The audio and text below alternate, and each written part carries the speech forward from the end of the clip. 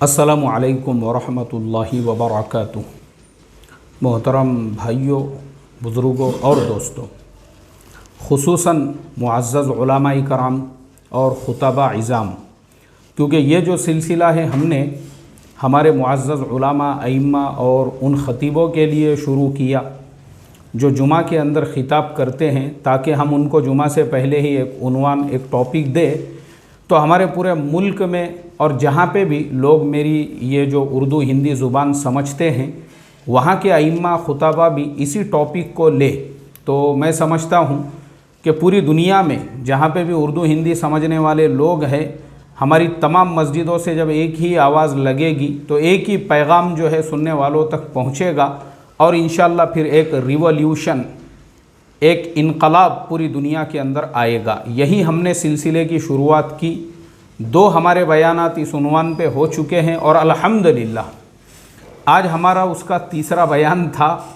और मैं दूल्हा दुल्हन कोर्स के हमारे बच्चों को मगरिब बाद में पढ़ा कर, यानी 9 बजे उनका सबक मुकम्मल हुआ और उसके फ़ौरन बाद मेरा एक हॉस्पिटल के अंदर अपॉइंटमेंट था। असल में घर के अंदर तकरीबन तमाम ही लोग बीमार चल रहे हैं, तो उस वजह से घर वालों को मैं वहाँ पे ले जाना था मुझे। तो अपॉइंटमेंट के बाद मैं जब वहाँ पे पहुँचा उस क्लिनिक पर, वो भी हमारे बड़े अज़ीज़ दोस्त हैं माशाअल्लाह, और थोड़ी देर जब मैं बैठा हुआ था वेटिंग में, तभी मुझे हमारे एक इमाम साहब बड़े आलिम दीन हैं, उनका मैसेज आया कि जुमा का जो टॉपिक का बयान है वो अभी तक चैनल पे अपलोड नहीं हुआ। तब मुझे याद आया, अरे मैं बोला आज जुमेरात है भाई, और हमने वादा किया हुआ है कि जुमा से पहले वो अपने चैनल पे अपलोड करेंगे। तो बहरहाल अभी मैं इमीडिएटली, मतलब वो हॉस्पिटल क्लिनिक का काम निपटा के फ़ौरन घर से जो है वापस ऑफिस में आया हूँ, और मैं समझता हूँ अभी 10:05 हो रहे हैं, तो कोई मसला नहीं है। इतनी लंबी चौड़ी मैंने अभी शुरू में जो तमहीद बांधा उसके लिए माज़रत चाहता हूँ। अब हम हमारे टॉपिक के ऊपर आते हैं। देखो, असल में हमने शुरुआत ये की थी कि आने वाला जो रबीउल अव्वल का महीना है, तकरीबन वो 6 अक्टूबर से शुरू होगा। उसके बाद में जो है नवंबर के भी शुरू के हफ्ते में रहेगा। तो रबीउल अव्वल की 1 तारीख़ से तो आखिर तक ये जो पूरा महीना है, इस पूरे महीने में अल्लाह के नबी सल्लल्लाहु अलैहि वसल्लम से ही मुताल्लिक़ और उनकी सीरत से मुताल्लिक़ बातें ही हमारे तमाम मुसल्लियों तक और हमारे तमाम सुनने वालों तक पहुंचना चाहिए। पहले जुमा में हमने ये बताया था कि आप अभी से अपने मुसल्लियों को इस चीज़ के लिए मोटिवेट करें कि रबीउल अव्वल का जो पूरा महीना है, इस पूरे महीने के अंदर हर हफ्ते, यानी हर इतवार को या जो भी दिन आपको मुनासिब लगता है, हर गाँव वालों के फ़रागत के एतबार से कुछ ना कुछ ऐसा काम हो जिसमें अल्लाह के नबी की निस्बत और नाम पर हम कुछ खैर का काम करें। उसकी दोबारा से मैं पूरी लिस्ट जो है अलग एक वीडियो में बताऊंगा। दूसरे हफ्ते में हमने ये बताया था कि अब दूसरे हफ्ते में हम लोगों को अल्लाह के नबी सल्लल्लाहु अलैहि वसल्लम का मुआफ़ करना, यानी हमारे नबी कितने हम्बल थे, कितने लोगों को मुआफ़ करने वाले थे, लोगों के साथ हुस्न सुलूक करने वाले थे, ये हमारे टॉपिक में आना चाहिए। इस जुमा को, अब हमारा 3रा जुमा है, इस जुमा को हमारे तमाम मुसल्लियों के सामने अल्लाह के नबी सल्लल्लाहु अलैहि वसल्लम ने अपनी उम्मत तक दीन पहुंचाने के लिए जो तकालीफ़ बर्दाश्त की, यानी आज हम जो मुसलमान हैं और हम जो ईमान वाले हैं, तो हमारे नबी सल्लल्लाहु अलैहि वसल्लम के हमारे ऊपर जो एहसानात है, एहसानात, हम उम्मत को वो एहसानात बतलाए कि हमारे नबी सल्लल्लाहु अलैहि वसल्लम को जब नबूवत मिली, तो नबूवत मिलने के बाद मक्का के वो लोग जो आपके रिश्तेदार थे, लेकिन जैसे ही उन्होंने ये सुना कि अब आप नबी बन चुके हैं, तो चूँकि नबी बनना, रसूल होना, ये अल्लाह की तरफ से बहुत बड़े एज़ाज़ की बात थी और मुशरिकीन मक्का इस चीज़ से वाकिफ़ थे, क्योंकि वो पहले भी बहुत सारे नबियों के, रसूलों के तमाम वाक़ियात जानते थे, उनको उनके बारे में इल्म था, क्योंकि वो भी हज़रत इब्राहीम अलैहिस्सलातु वस्सलाम की औलाद से थे, कबीले कुरैश के लोग। तो उनमें आपस में जो दुश्मनियाँ थी, पूरे मुशरिकीन मक्का 2 हिस्सों में बटे हुए थे। अबू जहल अबू सुफियान, ये लोग बनु उमैया से थे। अल्लाह के नबी सल्लल्लाहु अलैहि वसल्लम का जो ख़ानदान था, अब्दुल मुत्तलिब, उनकी पूरी औलादें, उनके सारे बेटे, हज़रत अबू तालिब वग़ैरह वग़ैरह, ये जो जितने भी थे ये सब जो है बनु हाशिम में आते थे। और बनु उमैया और बनु हाशिम यानी उमैया और हाशिम ये दोनों सगे भाई भाई थे, लेकिन इनकी जो औलादें थी अब ये आपस में चचेरे भाई होते थे। तो ये अबू जहल, अबू सुफियान वग़ैरह भी अल्लाह के नबी सल्लल्लाहु अलैहि वसल्लम के दूर से चचा ताया ही होते थे। लेकिन जो उन लोगों के दिल में जिस चीज़ को लेकर हसद और जलन पैदा हुआ वो ये, अबू जहल का कहना ये था कि जो हाजी है मक्का में हज के लिए आते हैं, उन लोगों को पानी पिलाने की भी ज़िम्मेदारी तुम्हारी, उनको खाना खिलाने की भी ज़िम्मेदारी तुम्हारी, और बैतुल्लाह के मुतवल्ली भी तुम लोग हो। मतलब हर चीज़ तुमको मिली हुई है, हर चीज़ तुम्हारे हाथ में है। यानी मक्का के सरदार भी तुम कहलाओ, बैतुल्लाह के मुतवल्ली भी तुम लोग कहलाओ, हाजियों को पानी पिलाने वाले और खाना खिलाने वाले जो हाशिम थे। हाशिम नाम किस वजह से पड़ा उनका? हाशिम उस इंसान को कहते हैं रोटियों को सालन के अंदर उबाल कर, यानी जिसे हम लोग सरीत कहते हैं, या इस तरीके से दिल खोल कर लोगों को खिलाने वाला। इस वजह से उनका लक़ब पड़ा हाशिम, यानी लोगों के लिए हमेशा जिसका दस्तरखान बिछा हुआ होता था और हमेशा जिसके दस्तरखान से लोग खाते थे, ये थे अल्लाह के नबी सल्लल्लाहु अलैहि वसल्लम के परदादा। तो इस वजह से अबू जहल को ये जलन पैदा हुआ, और जो दूसरे लोग थे उनका कहना यही था कि ये सारे जो इनामात है अल्लाह की तरफ से वो तुम लोगों को ऑलरेडी मिले हुए हैं। अब तुम में से एक आदमी ये कहता है कि मैं अल्लाह का रसूल हूँ, मैं अल्लाह का नबी हूँ, तो हम कैसे मानेंगे? हम कैसे मानेंगे? क्या सारी सरफराजियाँ तुम्हारे ही ख़ानदान के लिए है? क्या सब कुछ अल्लाह ने तुमको ही दे दिया है? मतलब नबी भी अब पैदा हुए तो तुम्हारे ख़ानदान से, बनु उमैया में क्यों नहीं पैदा हुए? हाँ, अगर वो नबी बनु उमैया में पैदा होते तो हम बिल्कुल उनको मान लेते थे कि तुम वाकई में भी अल्लाह के नबी हो, लेकिन वह बनु हाशिम में पैदा हुए, इसलिए हमको उनको मानना नहीं है। तो ये जो अल्लाह के नबी के साथ में गुस्ताखियाँ हुई, लोग आपकी जान के दुश्मन बन गए, आपके रास्तों में कांटे बिछाए जाते थे, आप सल्लल्लाहु अलैहि वसल्लम को मारा जाता था। आप सल्लल्लाहु अलैहि वसल्लम हरम में नमाज़ पढ़ रहे हैं और अबू जहल ने उक़बा इब्न अबी मुईत को वरगलाया और उसको जो है कहा कि फ़ुलानी जगह पे एक ऊँट ज़ुबा हुआ है, और जाके उसकी ओझड़ी लाकर मोहम्मद सल्लल्लाहु अलैहि वसल्लम की गर्दन पे रख दो। अब देखो, आप सजदे की हालत में हैं, उक़बा इब्न अबी मुईत दौड़ता हुआ गया, उसने वो ओझड़ी को और कुछ लोगों के सहारे से उठा के लेके आया और उसको अल्लाह के नबी के पीठ पे रख दिया, यानी गले के ऊपर। आप सजदे में हैं, आपकी सांस जो है वो बंद हो चुकी है उसकी वजह से। हज़रत अब्दुल्लाह इब्न मसऊद रज़ी अल्लाह ताला अन्हु कहते हैं, मैं मेरी आँखों से ये मंज़र देख रहा था, मेरी आँखों में आंसू थे, मैं अपने दिल में कुढ़ रहा था, इसलिए कि वो मुसलमान थे। उसके बावजूद मैं अल्लाह के नबी को नहीं बचा सका, क्योंकि बेचारे गरीब आदमी थे, मैं छोटे कबीले का आदमी था, कमज़ोर थे, वो दुबले पतले इंसान थे, और ये बड़े बड़े सरदार थे, मैं इनका मुकाबला नहीं कर सकता था। तो फिर हज़रत ज़ैनब रज़ी अल्लाह ताला अन्हा, या एक रिवायत में है हज़रत फ़ातिमा ज़ोहरा रज़ी अल्लाह ताला अन्हा से किसी ने कहा कि देखो, हरम में तुम्हारे वालिद साहब को इस तरीक़े से सताया जा रहा है। वो दौड़ती दौड़ती आई, और आने के बाद उन्होंने जो है उस ओझड़ी को हटाया और वो रोने लगी, और अपने अब्बा जान से लिपट कर जो है दहाड़े मार मार के रोने लगी, और अबू जहल को बुरा भला कहने लगी।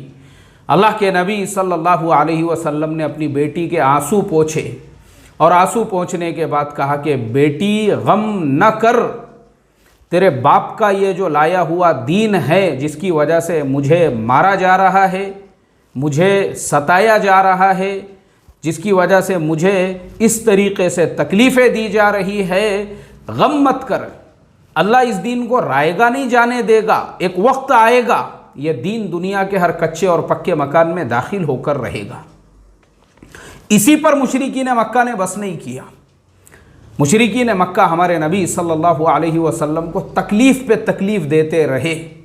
आपकी दोनों बेटियां जो अबू लहब के बेटों के निकाह में थी, एक वक्त उसने उन दोनों को तलाक देने का हुक्म दे दिया और एक वक्त में आपकी दोनों बेटियों को तलाक दे दी गई। दीन की खातिर, दीन की खातिर, और कोई दुश्मनी नहीं थी। सिर्फ दुश्मनी ये थी कि तुम अल्लाह का नबी होने का दावा कैसे करते हो, तुमको ही अल्लाह ने अपना नबी क्यों नहीं बनाया। मक्के में बड़े बड़े सरदार थे अबू जहल के जैसे, इन लोगों को, अबू जहल है, उतबा है, रबीआ है, वलीद है, मुगैरा है, शैबा है, बड़े बड़े सरदार है, इनको नबी क्यों नहीं बनाया गया, तुमको ही अल्लाह ने नबी क्यों बनाया। सिर्फ हसद और जलन। और उसके बाद अल्लाह के नबी सल्लल्लाहु अलैहि वसल्लम को इस तरीक़े से तकलीफ़ें देने पर इसी पर बस नहीं हुआ, बल्कि माँ खदीजतुल कुबरा रज़ी अल्लाह ताला अन्हा के और हज़रत अबू तालिब के इंतकाल के बाद जो सन 10 नबवी में उनका इंतकाल हुआ, और वो जो साल था उस पूरे साल को आमुल हुज़्न कहा गया, तो मुशरिकीन मक्का को और भी ज़्यादा सताने का मौका मिला, क्योंकि इन दोनों की वजह से वो आपकी जान पर हाथ नहीं डाल पा रहे थे। अब इनका इंतकाल हो गया तो फिर उन्होंने एक मशवरा ये किया कि अल्लाह के नबी सल्लल्लाहु अलैहि वसल्लम को कबीले कुरैश से बाहर निकाल दो, बोले इनको ख़ानदान से बाहर कर दो। अब आपको जो है कबीले के बाहर कर दिया गया, बल्कि सिर्फ ज़ुबानी नहीं कहा गया, बल्कि बाज़ाब्ता लिखकर बैतुल्लाह के अंदर लटकाया गया। उसका ऐलान किया गया कि अब इनको अगर कोई कत्ल भी कर दे, नऊज़ुबिल्लाह, कोई इनको की जान भी ले ले, तो हम लोग जो है कोई उनसे पूछ-गुछ नहीं करेगा, क्योंकि अब ये किसी कबीले और ख़ानदान में ही नहीं है। अल्लाह के नबी सल्लल्लाहु अलैहि वसल्लम अपने मुँह बोले बेटे हज़रत ज़ैद इब्न हारिसा रज़ी अल्लाह ताला अन्हु को साथ में लेकर ताइफ़ की तरफ रवाना हुए, और ये सोचा कि ताइफ़ के जो लोग हैं वो बहुत मेहमान नवाज हैं। और ताइफ़ में जब पहुँचे, अब्द या लैल जो ताइफ़ वालों का सरदार था, दूसरे का नाम मसऊद था और मसूद का एक भाई था, इस तरह से वो 3 जो है सरदार हुआ करते थे ताइफ़ के। अल्लाह के नबी ने उनसे जाकर मुलाकात की और ये सोचा कि ये ताइफ़ वाले अखलाक में और ये ताइफ़ वाले किरदार में, ताइफ़ जो है वो मक्कतुल मुकर्रमा से मेरे ख़्याल से तकरीबन कुछ 44 या 45 किलोमीटर के दूरी के ऊपर है, यानी ज़्यादा दूर नहीं है। मक्का से थोड़ा बाहर निकले तो ताइफ़ का इलाका शुरू होता है। ताइफ़ मतलब एक गाँव का नाम नहीं है, ताइफ़ एक बहुत बड़े प्रोविंस का नाम है, बहुत बड़ा खित्ता है वो ताइफ़ का, उस पूरे इलाके को ताइफ़ कहा जाता है। तो बहरहाल अल्लाह के नबी वहाँ के सरदारों से जाकर मिले, और उन सरदारों से जो है अल्लाह के नबी सल्लल्लाहु अलैहि वसल्लम ने जब बात की तो उन्होंने कहा भाई अब पहले तो हमको तुमसे बात ही नहीं करना है, पहले तो बात ही नहीं करना है। अल्लाह ताला को क्या तुम्हारे जैसा ही गरीब फटे पुराने हाल वाला इंसान मिला था जिसको अल्लाह ने नबी बनाया है? दूसरे थे नहीं क्या बड़े बड़े सरदार, उनको क्यों नहीं अल्लाह ने नबी बनाया? किसी ने कहा कि भाई ये इंसान देखो, अगर आदमी जो है ना, ये अगर ये इंसान झूठा है तो मैं तो इससे बात करना ही नहीं चाहता, मैं तो इसको जो है कुछ बोलना भी नहीं चाहता। और अगर ये सच्चा है तो फिर ऐसे इंसान को अगर हम झुटलाएंगे तो हमारे ऊपर कुछ ना कुछ आफत आएंगी, इसलिए ये इंसान को छोड़ो अपने हाल पर। यानी मजाक बनाया गया। और वो जो सरदार थे, क्योंकि देखो दुनिया में जब भी कभी लोग किसी के दुश्मन होते हैं ना, उसी वक्त होते हैं जब कोई इंसान, किसी को लगता है कि भाई इसकी वजह से हमारी सरदारी कहीं ख़तरे में ना आ जाए, हमारी गद्दी कुर्सी ना आ जाए। तो गद्दी और कुर्सी का एक बहुत बड़ा मसला होता है। तो सरदारों को लगा कि लोग अगर इसके ऊपर ईमान लेकर आ जाएंगे तो फिर तो लोग इसको सरदार मान लेंगे, इसलिए इससे पहले लोगों की नज़र में इसी इंसान को अपन पागल और मजनून करार देते हैं। और उन्होंने अल्लाह के नबी सल्लल्लाहु अलैहि वसल्लम को कहा कि भाई ये तो शायर इंसान है यार, ये तो पागल है, मजनून है, नऊज़ुबिल्लाह, मारो इसको पत्थरों से। अल्लाह के नबी सल्लल्लाहु अलैहि वसल्लम ये फरमाते हैं कि ताइफ़ वालों ने मुझे जो सताया, मुझे मेरी पूरी ज़िंदगी में कभी किसी ने मुझे इतना नहीं सताया कि मैं जब वो ताइफ़ के रास्ते से वापस फिर मक्का के रास्ते पे जब आप निकले तो ताइफ़ वाले आपको पत्थरों से मारते थे, सर के बाल से लेकर तो आपके जो पैर की जूतियाँ मुबारक है वो भी खून में लहू लुहान हो चुकी थी। और 3 मील तक अल्लाह के नबी को वो पत्थरों से मारते रहे, 3 मील तक, यानी छोड़ा नहीं उन्होंने। दूर भी आप नज़र आ रहे, फिर भी मारते हुए। तो जब सूरज गुरूब हो गया और अंधेरा छाने लगा, उस वक्त उन मुशरिकी ने जो ताइफ़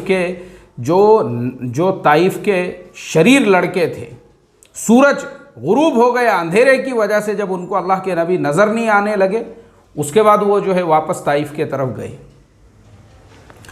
पैर के सर के बालों से लेके पैर के नाखून तक पूरा जिस्म आपका खून में लहूलुहान हो चुका था। ये तकलीफ़ें बर्दाश्त की, और जब मक्का से हिजरत करके मदीना भी जो पहुँचे तो आपकी जान के लोग दुश्मन बन चुके थे, और आपने हज़रत अबू बकर सिद्दीक़ रज़ी अल्लाह ताला अन्हु के साथ जो गारे सौर में क़ियाम किया, तो वो जो सौर का पहाड़ है, ऐसी नौकें निकली हुई है उसके ऊपर, रात के अंधेरे में वो पहाड़ जो है दुनिया ज़मीन से 4513 फीट की ऊंचाई के ऊपर है, 5413 फीट की ऊपर ऊंचाई पर है, यानी आधा किलोमीटर से ज़्यादा का उसका फासला है ज़मीन से ऊंचाई का। उतने ऊंचाई पे जाकर अल्लाह के नबी ने वहाँ पे क़ियाम किया, वो भी रात के अंधेरे में। आज के ज़माने में वो पहाड़ के ऊपर एक फीट का रास्ता है पैदल बना हुआ, वो रास्ते पर से इंसान का चढ़ना मुश्किल है, तो आप सोचो उस ज़माने में ना कोई रास्ता बना हुआ था, और ऐसा नौकीला पहाड़ है, वो नौकीला ऐसे नौके निकली हुई है उसके ऊपर। उस हालत में ये सब किसके लिए किया? अपनी उम्मत के लिए। यानी आज जो हमारे पास ईमान है, इस्लाम है, ये अल्लाह के नबी की उन्हीं कुर्बानियों का नतीजा है। फिर आप मक्कतुल मुकर्रमा से हिजरत करके मदीना मुनव्वरा पहुँचे, वहाँ पे भी तकलीफ़ें कम नहीं हुई। वहाँ पे भी अल्लाह के नबी सल्लल्लाहु अलैहि वसल्लम के एक तरफ से यहूद दुश्मन, दूसरी तरफ से जो है मुनाफिकीन, इस तरीक़े से तकालीफ़ पे तकालीफ़। फिर पूरी ज़िंदगी आपकी मक्के वालों से मुकाबले में गुजर गई, बदर, उहद, खंदक, फिर अतराफ़ के कबीले वालों से मुकाबले। अल्लाह हिफाजत फरमाए कि ये सारी तकालीफ़ हमारे नबी सल्लल्लाहु अलैहि वसल्लम ने जो बर्दाश्त की, वो सिर्फ़ और सिर्फ उम्मत के वास्ते।